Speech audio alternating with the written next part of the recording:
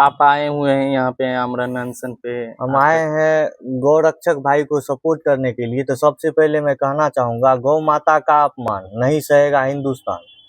गौ माता को बचाना होगा, सनातन को अपनाना होगा, गौ माता को राष्ट्रीय पशु का दर्जा भी दिलाना होगा और भारत को फिर से विश्व गुरु बनाना होगा। इसी संकल्प के साथ अपने भाइयों के मुहिम से मैं जुड़ा हूँ। धन्यवाद।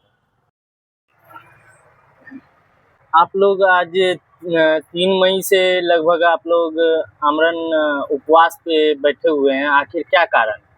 गौशाला के लिए, जो बंद पड़ी गौशाला है बनगांव स्थित बरियाही में, उस गौशाला को शुरू कराने के लिए हम लोग यहाँ 3 दिन से अनशन पे है।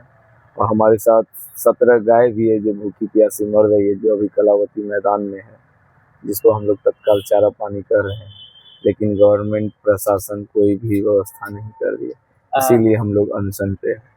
क्या प्रशासन इस 2 दिनों से क्या आपके पास किसी भी विषय को लेकर के नहीं आई? आ रही है, बस आ रही है, बात कर रही है और जा रही है, कुछ कर नहीं रही। कल आई थी मजिस्ट्रेट साहिबा और बीडीओ मैडम, लेकिन गई हैं, बोली व्यवस्था करेंगे, अभी तक कुछ भी व्यवस्था नहीं। लगभग आप कितने व्यक्ति मतलब आमरण अनशन पे बैठे? हम लोग 7 व्यक्ति आमरण अनशन पे बैठे। अगर मांगे अभी तक पूरी नहीं हुई है तो आगे क्या उम्मीद है? मरते दम तक अनशन जारी रहेगा और हमारे साथ साथ वो 17 गाय भी मरेंगी और इसका जिम्मेदार होगा सहरसा प्रशासन, सहरसा की जनता।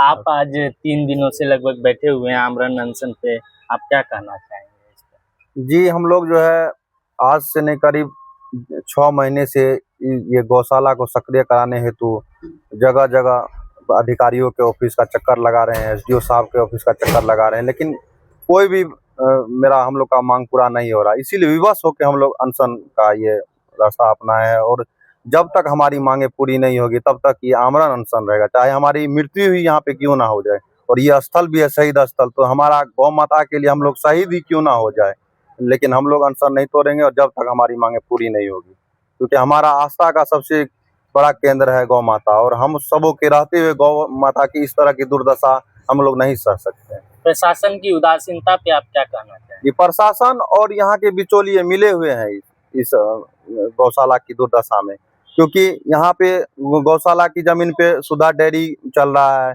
और गौशाला की जमीन पे ही जो है खेती हो रहा है, उसका उपजा कौन लेता है?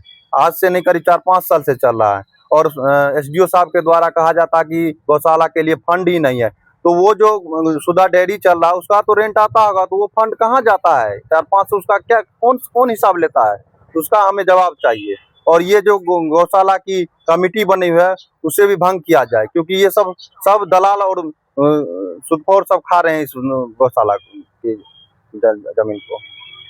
आप लोग कारगिल शहीद रमन झा जी के स्मृति पे लगभग आप लोग 3 मई से जो है उपवास रख रहे हैं, आखिर क्या वजह है? निश्चित तौर पर गौ माता के लिए हम लोग यहाँ आमरण अनशन किए हुए हैं।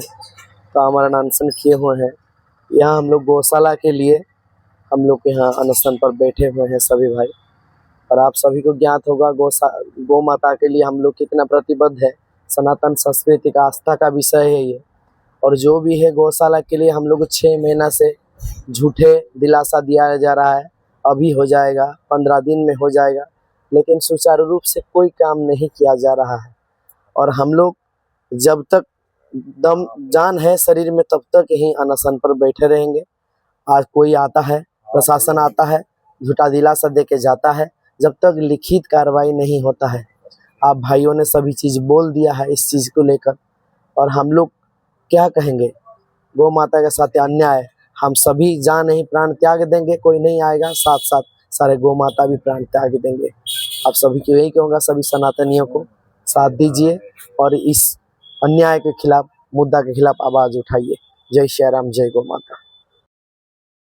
हमारे बजरंग दल के युवा वॉलेंटियर्स 3 दिवस से आमरण अनशन पर बैठे हैं। इनकी मांग है कि गौशाला में गायों के लिए उचित व्यवस्था हो, साथ साथ गायों के चिकित्सा के लिए डॉक्टर की व्यवस्था हो।